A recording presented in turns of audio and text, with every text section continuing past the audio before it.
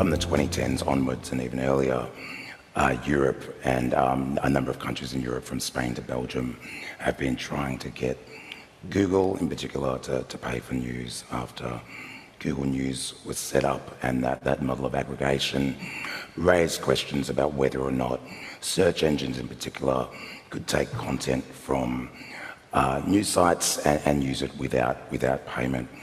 Now, that's kind of useful background, I think, because obviously that didn't go anywhere really. That it seems that, particularly in the market at the time, news organisations, which were very much focused on traffic, were more interested in getting that traffic from Google rather than pressuring them into some sort of deals. And the argument could be said that the regulatory infrastructure wasn't there to secure any payments anyway. Now, a few years later, I guess a decade later, Australia has a digital platforms inquiry, which, kicks off in the late 2010s, and we asked a lot of very big questions. I think remember when it started, it was almost like the Australian Competition and Consumer Commission was asking the question of the internet money, how does this work? And I think that's really important to frame because there is a kind of presumption that the ACCC inquiry started off with the goal of securing money from platforms for news, but in actual fact, that was clearly maybe on the radar, but it really wasn't a major policy sort of narrative. And I think my colleague Jake Goldenfein, who's not here today, has a wonderful kind of detailed study of the submissions and the kind of policy process. And we really see that this idea doesn't come into the picture. Since this reform, we've had about roughly $200 million per annum given to Australian news organisations.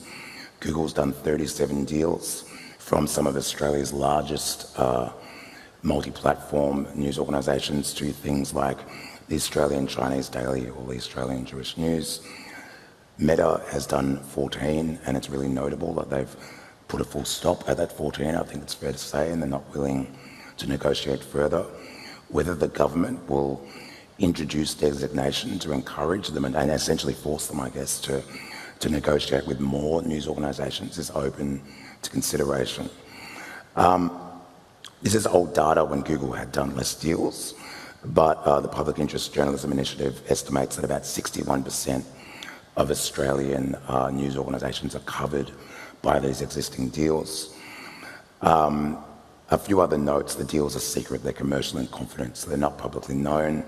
All of these numbers that I'm throwing around are based on rumours and hearsay. And we can think about things like $30 million per annum or more for large companies, and small regional outlets, we're looking at maybe $31,000 to $62,000 per year. It's not really clear how that money or that value proposition has come to be. So I think it's really interesting in a way that while the focus is on the code, I think there's been much less focus on, in a way, a much richer regulatory analysis of platform economics. In association with that, Australia's privacy law is also under review, and that's quite a dated legislative framework, and that also emerged from the Digital Platforms Inquiry as well.